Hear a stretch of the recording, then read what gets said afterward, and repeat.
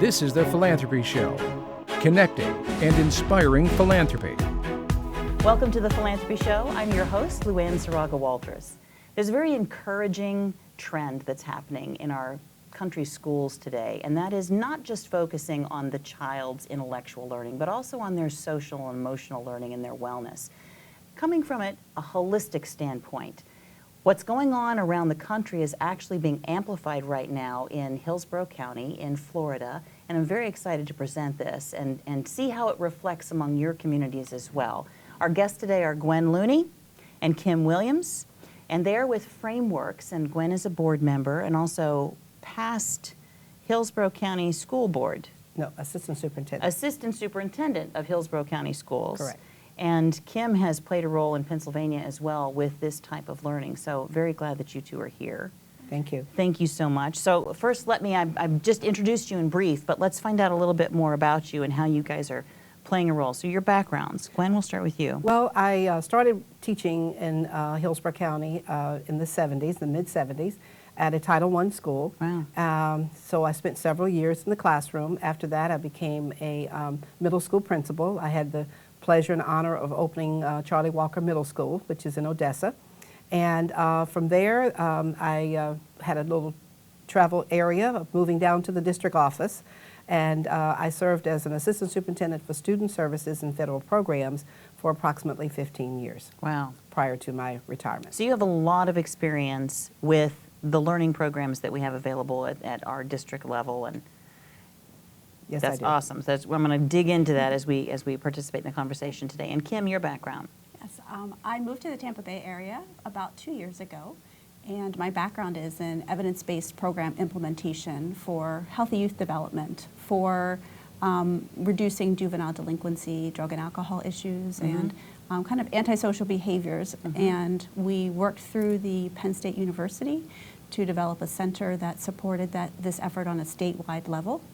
And I was looking to move somewhere warm, and I heard about this organization called Frameworks, an organization that focuses on teaching social emotional learning skills to youth and training teachers and other adults to support that work as well. And so I made the trek, decided to start with Frameworks, and we've been building an evidence-based program implementation model in the organization in the last 2 years to help support the school and other nonprofit organizations that support youth as well. And how crazy excited were you when you saw that her background included what you know very well at Frameworks? Just perfect.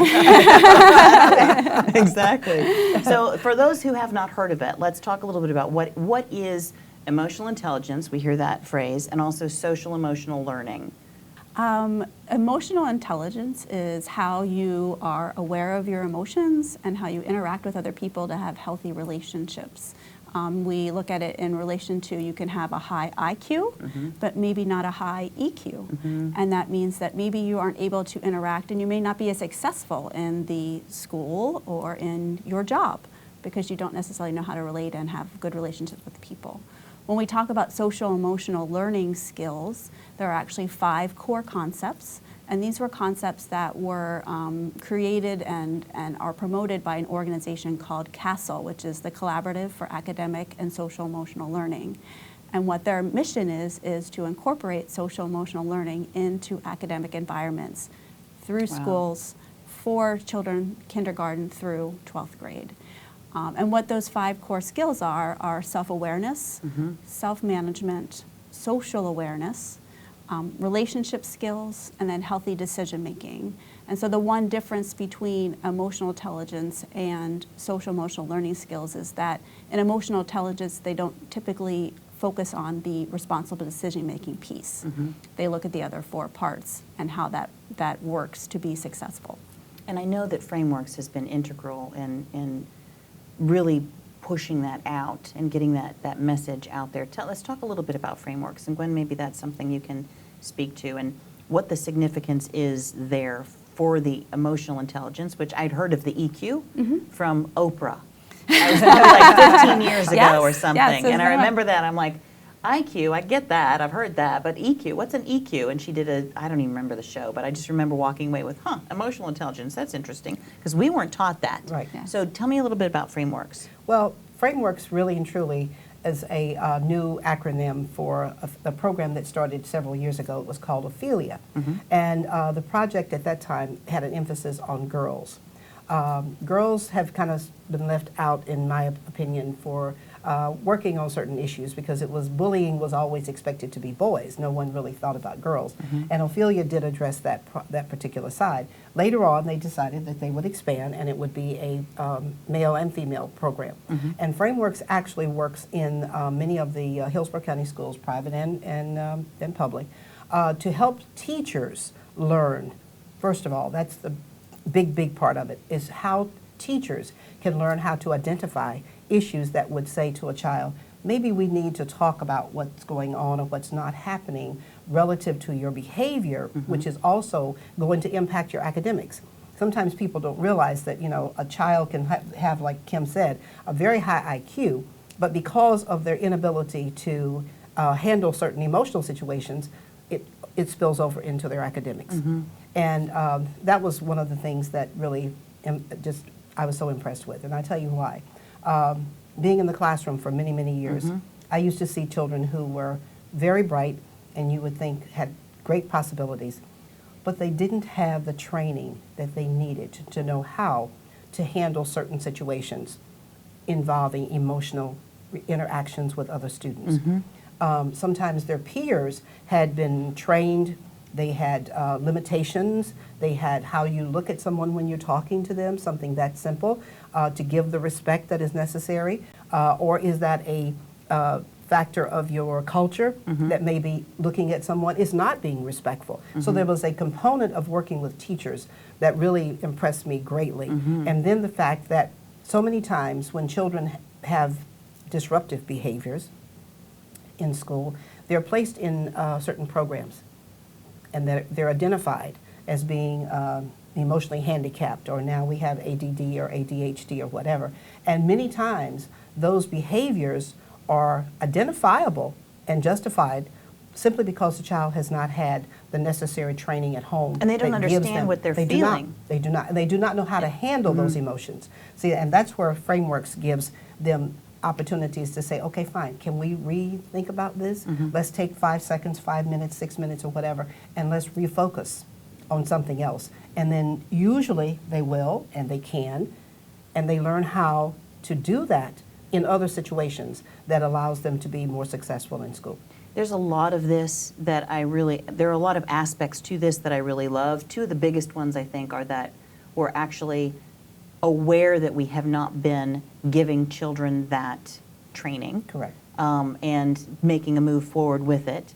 And the other part is that you say teachers, but really, how do you teach a teacher to be self-aware if they haven't developed that skill set too? I mean, to a certain extent you do through the course of your life, but if you haven't had the training for it, that's where Frameworks comes in. which is beautiful. And we have to take a quick break. So we're going to come back and talk about that, and also the evidence-based aspect of this.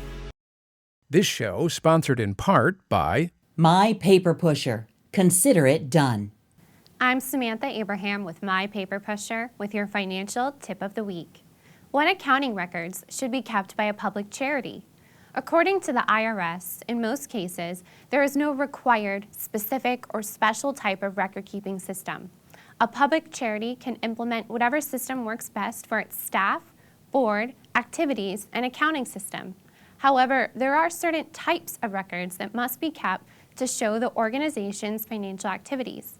The records must support all transactions, such as gross receipts, grant applications and awards, sales slips, purchases, expenses, paid bills, invoices, deposit slips, canceled checks, payroll documents and returns, employment taxes, assets, liabilities, and any other documents to support any transactions in the books and accounting system.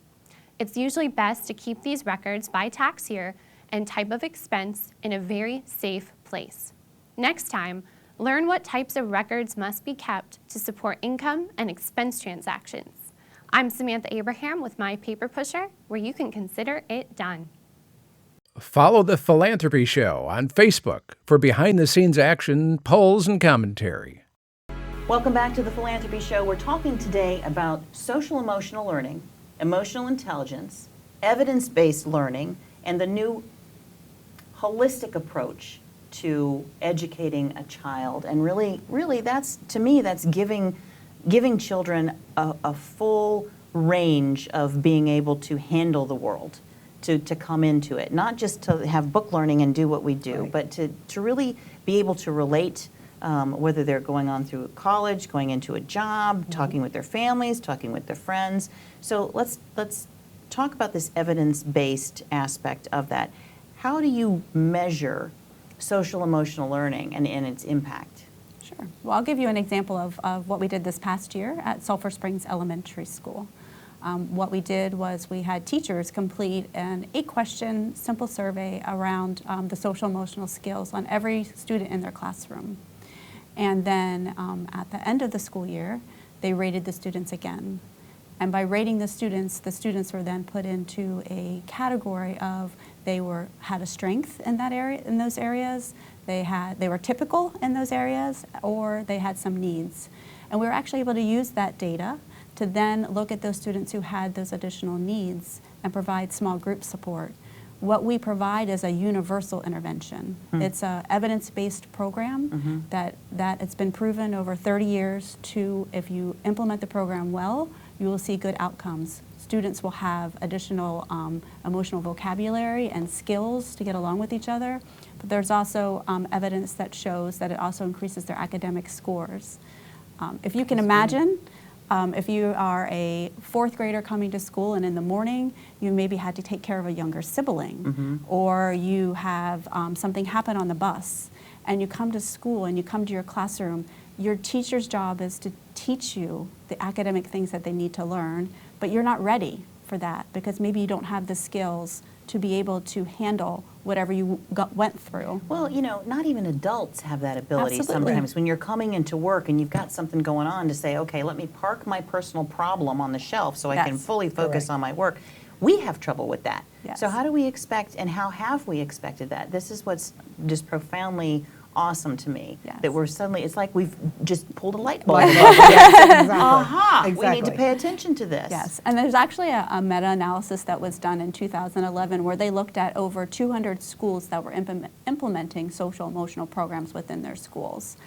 And then they had a comparison group that were not implementing social emotional programs. And it was over 270,000 kindergarten through high school students that they looked at.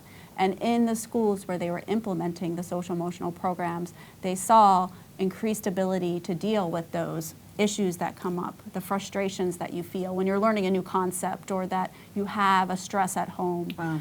They also saw that it improved relationships between the students themselves as well as the student-teacher relationship. And then the even better benefit is that in those schools, most of them had an 11% increase in their academic. Wow, that's not Scores. small. That's No. a, that's a significant jump. I was going to ask you regarding that too, with the relationships and the kids. Did they see things like bullying go down or issues of discipline go down, those kinds of things too? Absolutely. Were those measured? Yes. Okay, And as cool. one of the district's initiatives this year, they're focusing on discipline. Right. And so we're really hoping with the middle school project that we that we're launching this school year, that we will be able to help to have some impact on that by giving the students the skills. Sometimes teachers have great classroom management skills, and they manage their classroom, they have great processes and procedures, but unless you're actually teaching the students the skills, they're not able to maybe necessarily manage their own behavior. And that's what we're really hoping to do. So you mentioned the program, and so this is going to start this August. Correct. And August 2015, and it's starting with 6th grade. This is district-wide? Countywide? Yes. Fabulous. And all middle schools. All middle schools? Correct. Yes. Countywide? Correct. So is this something that is, how do you, so you teach the teachers first, they integrate this into each classroom study? Is that, how does Yeah. that work? How it's going to be working this year is that we trained already 300 teachers this summer. They're going to be doing social emotional community building sessions this fall on the 6th grade elective wheel. And if you're not familiar with the elective wheel, it is a system by which the students rotate through the different elective teachers to kind of get a taste of what they might want to choose in the spring as their permanent elective. And so they will be doing some focusing on just building relationships with each other and building relationships and having positive interactions with each other. And then we'll be training the teachers again this fall, and they will be doing an evidence-based piece called Life Skills Training in the spring of 2016, again with their elective class. So we're targeting right now the elective teachers and the 6th grade students. And then as we expand the program, we'll be moving on to 7th and 8th grade students in subsequent years, as well as expanding the teachers that we're working with. So we have an SEL champion in each middle school. Okay. And we'll be meeting with that person monthly.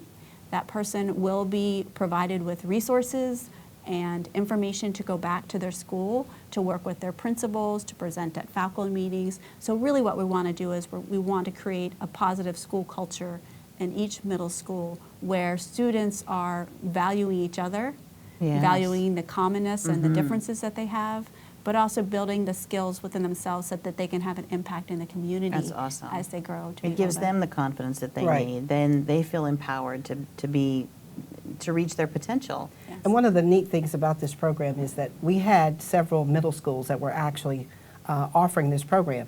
When I was still working for the district, Title I schools were primarily the ones who had the extra funds and they could actually implement the program. By doing this by the entire middle schools, of all the middle schools in the district, we're able to say, okay, fine, if you have to, for whatever reason, move, which a lot of children do, Oh, yeah. unfortunately, from one school to another, the consistency is there. So the teacher that you're leaving maybe at Van Buren, who's had the training, and you have to go to Benito or whatever, you're now going to have a teacher at 6th grade who has that same training. So there's the consistency. So the child does not lose out simply because they're having to change schools. And that's the beauty of this That's entire wonderful. project. I know you've got a 3-year plan now, but I'm thinking about when they graduate from 8th grade and they're heading into high school. Is there a plan to try to expand that at the high school level Well, several as of the high schools offer the program now. Okay. We've made sure that we have that piece so that when they are going into college or if they decide to come back, which we hope they will, and become teachers in the district, they will have had an opportunity to go through this program. Wow, that's really neat. And we'll also be targeting elementary schools next. Right. We also know that teaching social emotional skills is very important at a young age as well. And that's what I was going to ask you. Is there a too young or a no? No. No. No. It just looks different. There was actually Okay. a study released by Penn State University where they've done a 20-year study, and they looked at kindergartners, and they've tracked them for over 20 years now, and they rated their skills to get along with each other, their social emotional skills, back 20 years ago, and they've been able to predict the success of those students by the social emotional skills that they had when they were 5 years old. And so the more that we can impact and start. Seriously? Yes. Because that's integrated in their decision-making process? Correct. Yes. Or in their Yes. cognitive rationalization? It's actually training their brain. Wow. It's training their brain. That's significant. Yes. We have a proposal that we're working with one of the child care agencies in the district. That's called Primrose. And they have from 6-week-old up to kindergartners. And they're very interested in putting that program in and implementing it with the children that are 2 and 3 years old. Because many times if you see, even with siblings, they don't really know how to interact, so they push or they'll take a toy. That's my toy. I want that toy. Well, it's not your toy. It belongs to so-and-so and whatever. So they want to integrate that in their curriculum so that they're able to say to the children, okay, let's talk about this. How can we handle this differently? Now let's put it down and give them the skills even at 2 and 3 year olds, which would be fantastic because when they would come into public school or go into private school or whatever, at kindergarten age, they would already have development of those skills. I love this program, and I think that there's only one way that you could improve it, and that is just to offer it to all the adults that are in here and across the lead, because I need that. I mean, We all do. And that's awesome. We all do. And it's one of the components of the program is how do we engage parents. One of the things we see, especially at the elementary level, is that when a child goes home and they show their parent turtle, which is to put your arms over your chest and to take a deep breath and say the problem and how you feel, parents start to say, what are they doing? Why are they doing that? And so part of the program is to engage parents as well, and really what we're looking at is a community level impact. Absolutely. We want to grow students, but we also want to impact the people that support those students. We have to take another break, and when we come back, I just want to expand a little bit on that, because talking about community-wide, but this is also something that's pertinent to our country and kind of a summarization of that. So another break, and we'll be right back with the Philanthropy Show. And now a word from our studio sponsor. Hi, I'm Jen Dodd, Education Manager at the Nonprofit Leadership Center, and I want to share a way you can outsource some of your nonprofit's social media to save time. A great way to get your fans and followers engaged with and excited about your social media feed is to use their content with their permission and even their blessing. Invite your friends and followers to submit photos, videos, memes, inspirational quotes, success stories, you name it. Then you can share this user-generated content to your social channels.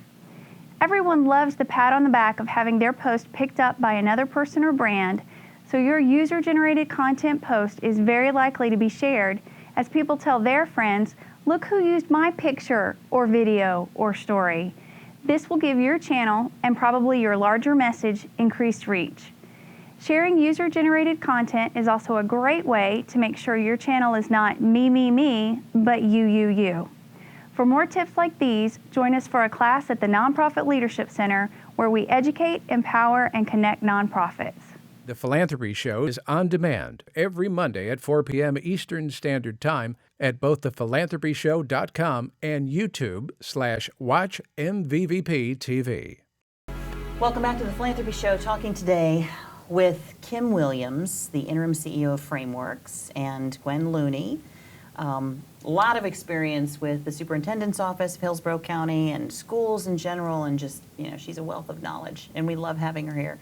About what does it mean to educate a child from a holistic standpoint? And, I have this thing in my head where I'm seeing the future and saying, if we could do this over the next decade and touch every person, what levels of progress would we see in our country? What would we see, not just from a school point or a county point, but from a country standpoint of reduction in violence, reduction in better communication skills? I just think this is phenomenal. So I want to ask that from that standpoint. Well, Kim can give you the stats on it, but if you think about it, we're preparing children for the workforce. Many times, bullying can be handled in many different ways, and we have all kinds of approaches now through social media and so forth that are not just child related, they're also in the workplace. And nationally, we have, I think, some issues that we need to work on aggression and mental health. Yeah, bullies aren't just kids. They are not can be just adults kids. as well. They're definitely adults. And I think that some of the issues that we're having to address throughout the country could perhaps be rectified if we looked at how people were actually given skills to either learn how to adapt to a certain environment or a certain situation or not. And if you talk to people long enough, you'll find that they'll say, well, when I was growing up as a kid, my mom used to just slap me around, or this happened or that happened, or I hated my teacher when I was in school. Those kinds of things are actual social issues, but they impact people emotionally, and you play those tapes forever. They don't go away. So sometimes when they're confronted as an adult with issues and whatever, they'll digress to certain situations that happened 20, 30 years ago. That was the learned behavior. Absolutely. That was their learned response. On how this to happened handle it. again, this is how I handle it. That's exactly right. Yeah, wow. So, we're hoping that, like Kim said, 20 years from now, 15 years from now, maybe we will see less violent situations. Everybody thinking that they have to react to a situation. Maybe there's a different way to handle that. And if that is indeed the case, that's part of the reason that we're hopeful that this is going to carry. I love that. And you had just mentioned in the break briefly that there are some programs nationwide that are really in effect and taking ground. As I mentioned, the organization CASTLE, the Collaborative for Academic and Social Emotional Learning, they've actually worked with the Novo Foundation to fund a large-scale implementations of social emotional programs in a variety. Austin, Texas is one area, Anchorage, Alaska, Cleveland, Ohio. So there are places where they're doing that. There's also the state of Washington. They have a Washington State Institute for Public Policy, and they've been working on this for many, many years. And they actually do a cost-benefit analysis to the community for implementing prevention programs. And most recently, they came out with 2 of the programs that we use at Frameworks. And what they've shown that in the state of Washington, if you implement and you put $1 into implementing the PAS program, which is our elementary program, you see a $15 benefit back to the community in reduction of youth getting involved in a juvenile justice system. That's a serious ROI Yes. if anybody wants to It gets even better than that. invest in that. Yes. Yeah. It gets even better because for life skills training, which is the middle school program, which we'll be doing in all of the middle schools, there's a $50 benefit to return on Stop. investment. Yes. Seriously? Yes. That's Yes. wow, for Yes. $1 you get 50. Yes. And so I can't give you all of the complicated ways that that's all calculated out. Sure. But basically what we're doing through teaching these social emotional skills will have a positive impact on the community as well. We're hoping that will help to affect discipline within the school district, but it also will give kids skills that they're not likely to address a problem by shooting someone Right. or fighting with someone Right. or acting aggressively. And it's a matter of teaching them and training their brain to handle their emotions and how to interact and be empathetic to other people as well. Wow. And, you know, this makes me think of 2 things. One is that, you know, we have learned that sometimes we have to have reactionary actions, I guess is the way to say it. But when we work towards prevention, then we reduce all the expenditures that we have in those reactions, whether it's health care, whether it's incident, and look in your communities too, if we took some more time to do preventative measures, educational type, then we don't have to go so much on the other end. But I loved what Gwen said earlier too, and this is my second thing that I'm going to wrap up with before we go to Truth or Care, and said, if every adult could walk away with something. So let's make that a point for this show, and I want to do the turtle. Walk us through that. Okay. What is the turtle? So turtle is what we teach young children to do when they're feeling upset or sad. Right. And so what we do is they put their arms across their chest because this keeps them from physically reaching out and hitting someone. Okay. So it's a physical reaction. So you take your arms and you take a deep breath. And then you say the problem and how you feel. So it could be, I feel frustrated because my friend took my toy. Love that. And so instead of yelling at their friend and saying, you took my toy, or grabbing the toy, and we've seen it in 3- and 4-year-olds. And they're becoming identified with what's going on in here. Yes. Correct. Which is taking all of that Yes. and saying, okay, let that go, come back in, even just that action, that physical action of saying, come back in, go into your turtle shell, take a breath, everything's fine, you're safe in here, what is going on? And you can't I love that. imagine how proud that the children get When they they've figure learned it it out. and they figure it out. I understand that. I mean, you know, going through the coursework of meditation and whatnot, and you finally go, oh, I get why I'm upset. I mean, Right. yes, you are proud, and they should be proud. Well, and you two should be proud of what you're doing with that. That is just you. incredible. Thank you. So let me get my pen real quick. Let's go into Truth or Care, and that is, what is your heart's definition of philanthropy? Very heart-based folks here, as anyway. But what is it? What is it about the nonprofit world or working in philanthropy that you do what you do? Why do you do what you do? Well, I'll start. But, Okay. you know, I have been very blessed in my life. I really and truly have.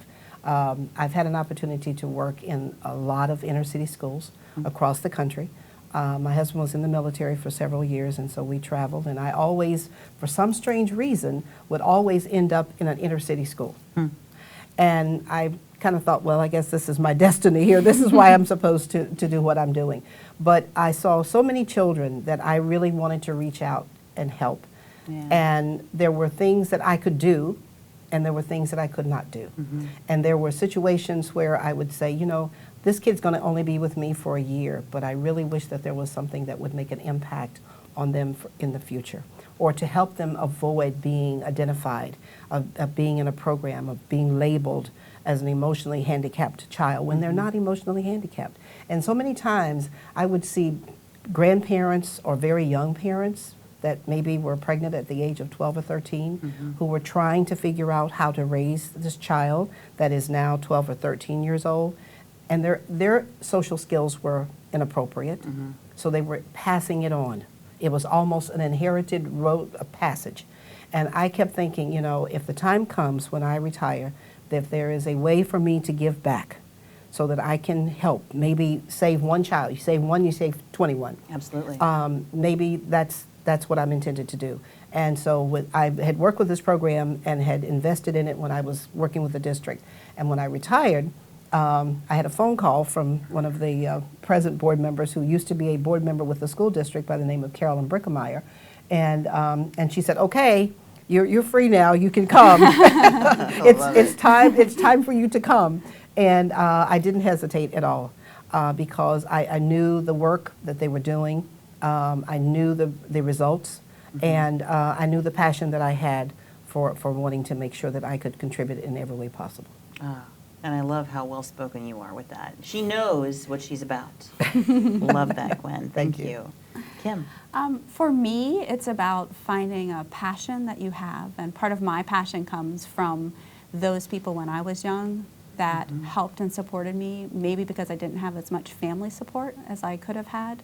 The teachers, the people in my neighborhood, the people in my church. And so finding that passion of what makes you tick and finding a way to help make that impact in the community. And so I feel extremely blessed in the fact that I've been able to take my practical experience and knowledge and now apply it in a real world setting where we can have a serious impact on the community, not just for the children, but for the future of our community in a very positive way. I love it. And I've got to do a quick shout out for Sharon and myself, because we have this incredible advisory council, and there's a member on our advisory council who, on our conference call, I'm asking for ideas, because there's no way we could possibly be in touch with all the nonprofit world and philanthropic world.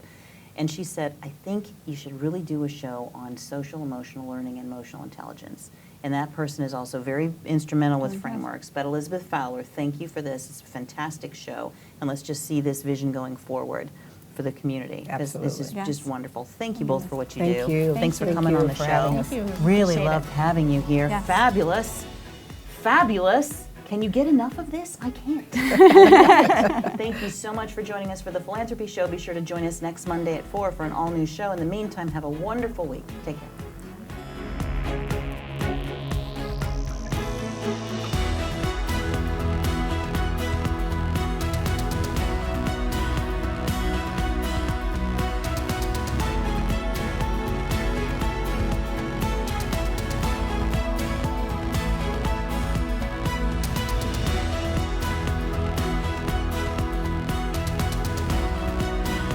Do you have an idea for the Philanthropy Show? Contact us via our website or email us at tps@myvideovoice.com.